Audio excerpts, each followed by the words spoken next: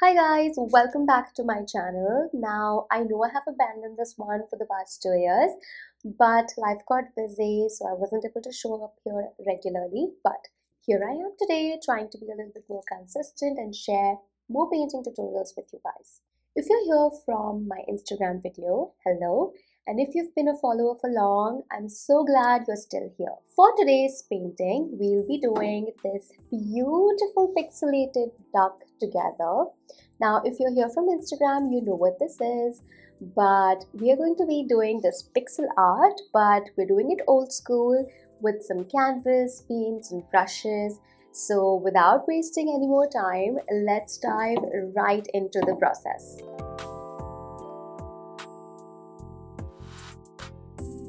Alright, so let's get started. For this project, I'll be using a canvas, and I'm using a 30 by 30 centimeter canvas for this one.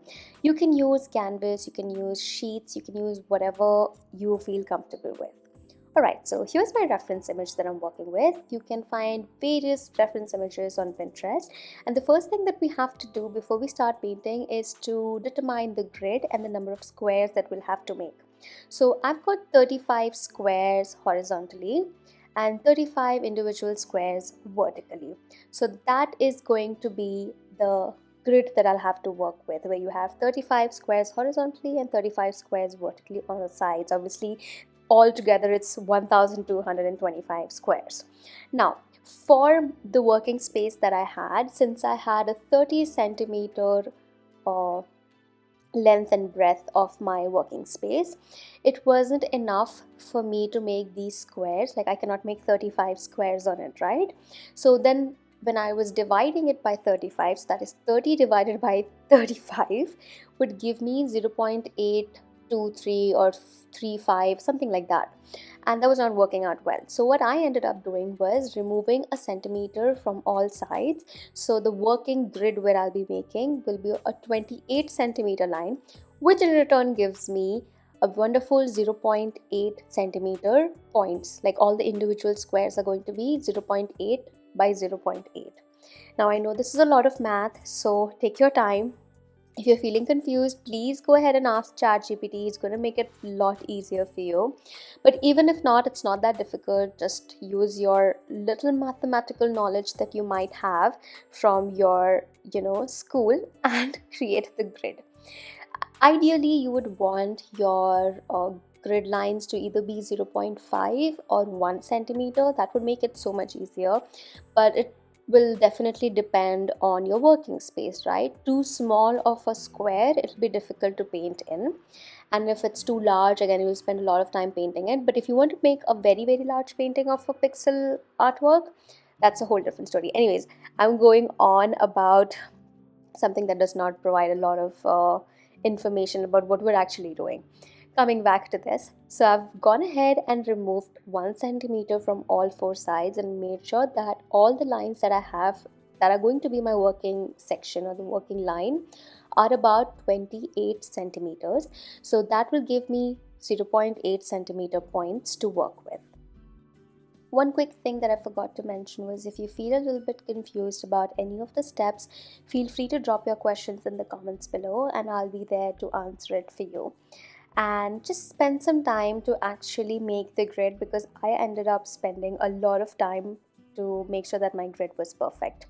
Anyway, since I'm not really great at math, I've asked ChatGPT to give me the exact points where I'll be marking those points, right? So what those points are going to be. So it was 0.8, 1.6, 3.2.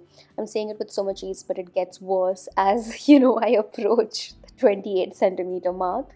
But yeah, I've asked ChatGPT to do it for me, and I'm just going to carefully go ahead and mark the points. I've marked one on top.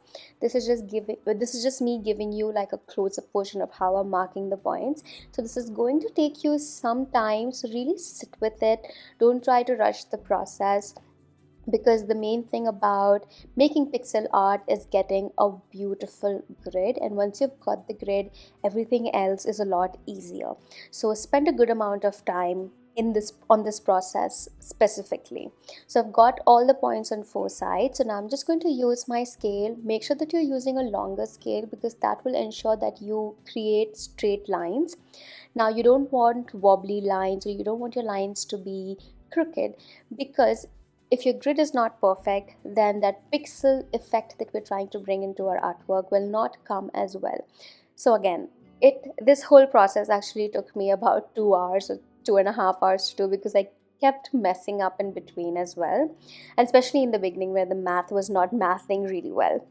So make sure that you take your time with this one, and you can see how as I'm making these lines, the grid is coming into play, and half our work here is actually done. Everything else that comes after this is just repetition of our steps. I mean, obviously before we go ahead and actually finalize a few more things in our grid, but after that it's just repetition. So as you can see, this is my final grid. You can see how each individual square is beautifully placed and it's rightly spaced. That is exactly what we want. The next thing that we're going to do is actually have a look at the reference image and kind of find out all the different colors that we're going to use, okay? So think of it this way.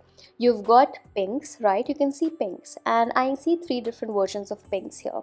So I'm going to give them an initial and I'm going to write the color that I'll be mixing. So over here I've named them P1, P2 and P3.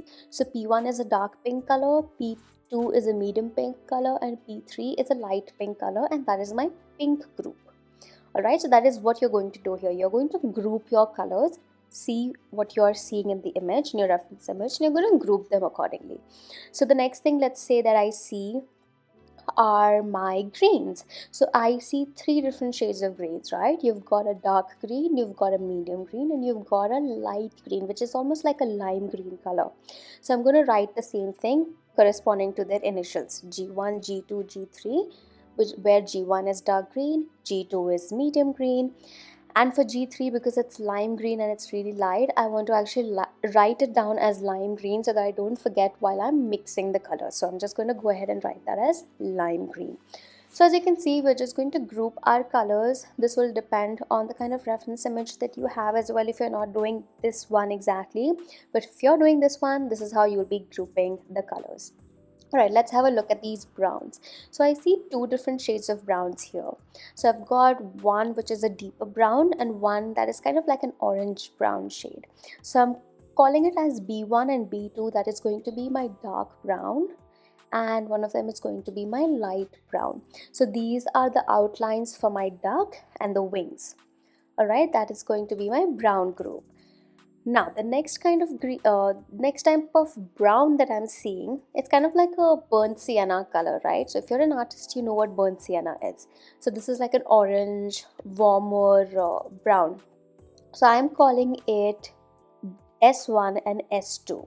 So sienna 1 and sienna 2. That's how I'm going to differentiate between my browns, because otherwise I will end up getting them confused for a different group of colors. Like if it was with the brown that I've already named, if I name this one B1 or B3 or B4, I will end up getting confused, and they are in a slightly different color group.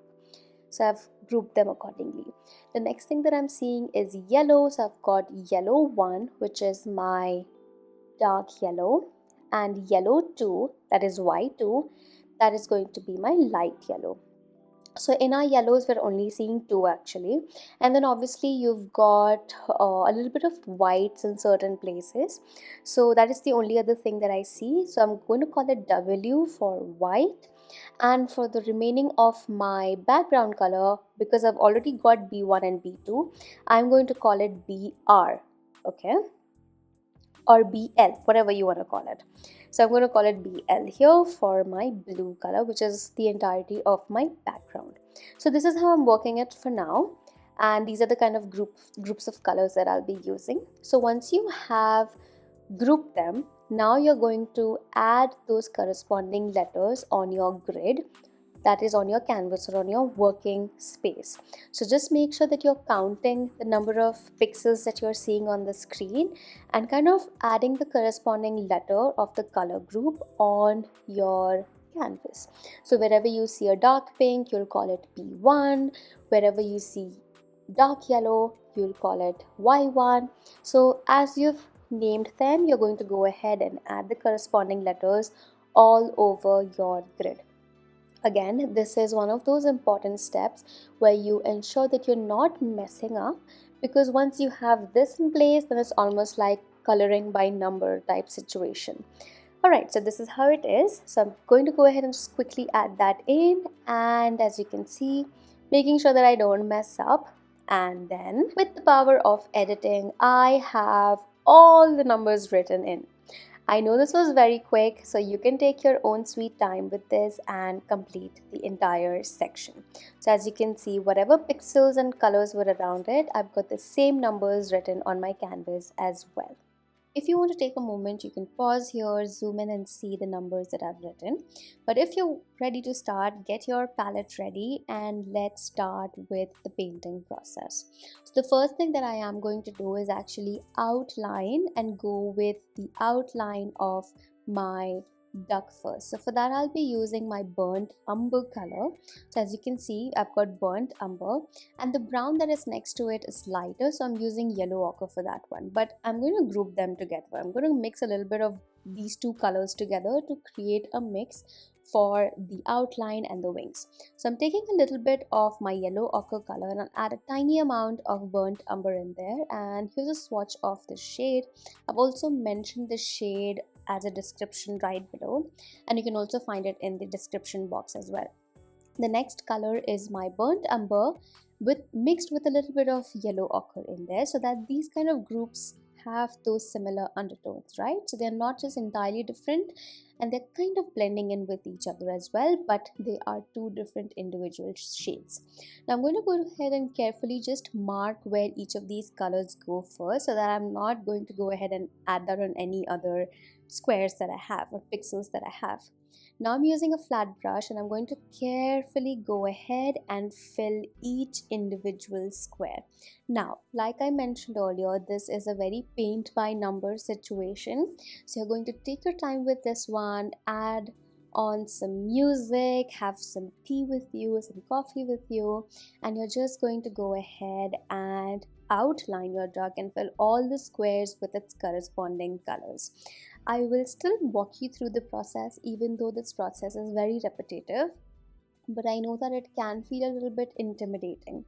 Alright, so you can see how we've covered the sections that we had mentioned. The next color that I'm going to mix is a little bit of my burnt sienna with orange here. So I'm going to swatch this for you. This is the color that I'll be using. So I've mixed burnt sienna with orange and a tiny amount of white in there as well.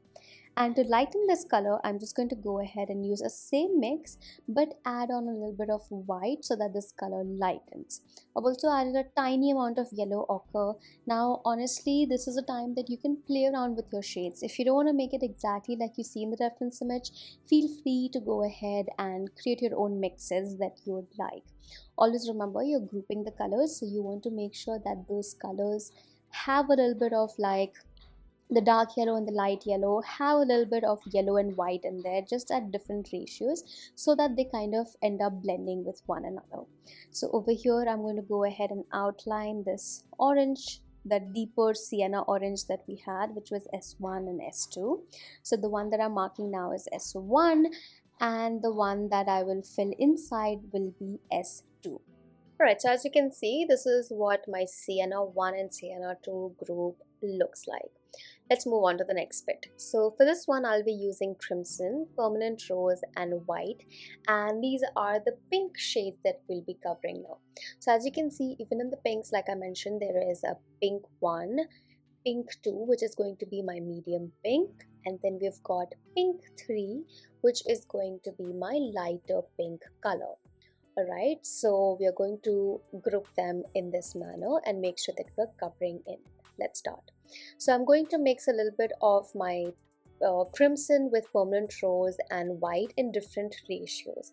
So the lighter one has a lot more white in it, the medium one has a little less white in it, and obviously the darker one is a lot more concentrated version of my crimson and my permanent rose together. So again, same mixes, just has 3 different ratios of white in there.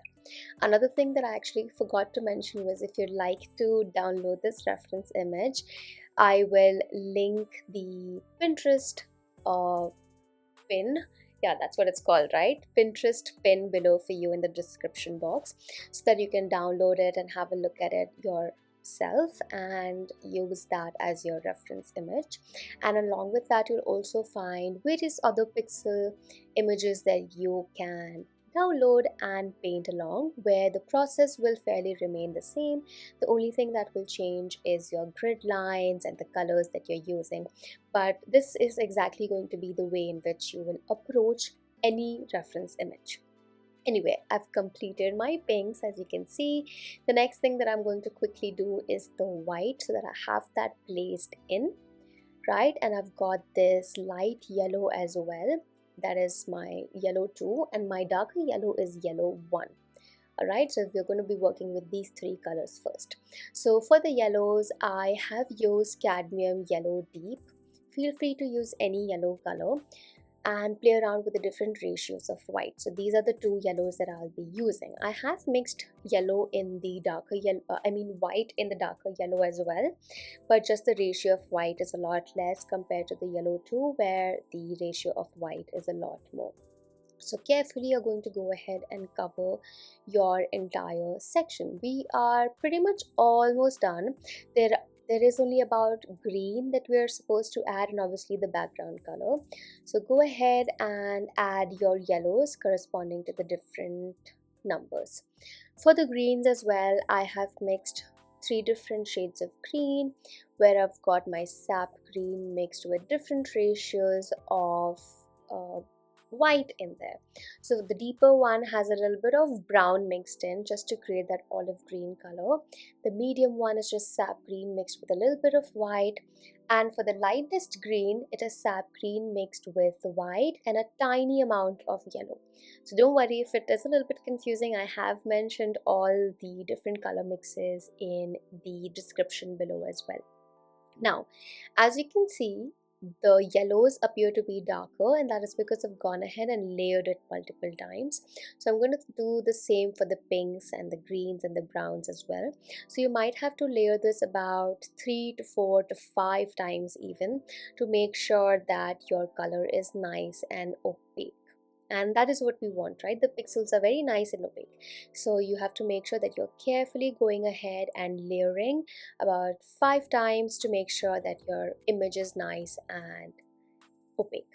Alright, so I've layered this about 5 times, and you can see how beautiful and opaque and vibrant the ducky looks. Let's move on to painting the background. Now, my husband gave me this wonderful idea of adding flowers in random places instead of it just being a solid color. So I'm going to go ahead and do that. If you wish to not add this, that's completely on you. So for the flowers, I'm just adding marking 5 squares, which will act like my flowers. I'll just show you how they look like. For the petals, I'm using orange color, which is my cadmium orange with white, just so that it has a little bit of that pastel effect. So you can see how in this shape, which is, you know, like a chessboard shape, I've gone ahead and marked my flowers, and the center portion is going to be the white portion of the flower, which will be just plain white. Okay, so if you don't want to add these flowers, go ahead and not add them. If you want to add them wherever you want to add them, you can do it as you please. There is no particular order in which I've done this as well. I've just placed them randomly, and I've tried to give them a little bit of a flow so that they don't look very evenly spaced, or they don't look like a pattern. So that's why I've just placed them randomly wherever I wanted them in the remaining white space that I had. Alright, so you can see how the flowers have been placed very randomly here. So you can go ahead and place them how you please and layer them multiple times. I have layered them about 4 times to give it nice and opaque finish before I go ahead and add the background. So for the background, I will be using a mix of ultramarine blue and white. And now you have all the freedom to just use your brush as you please, and you're not just using your brushes very carefully, because all this time we were using it very carefully, making sure that our brush strokes are nice and evenly placed inside a square. And once you're done with your background and you've added that probably 3 layers of blue, this is what your duck is going to look like, and your pixel duck is nice and ready to be placed in your house. I honestly think it turned out really cute, and I'm very proud of this creation. So that's it. This was the final artwork. I hope you enjoyed painting with me. I'm going to promise you that I'll be a little bit more consistent and put out more videos regularly.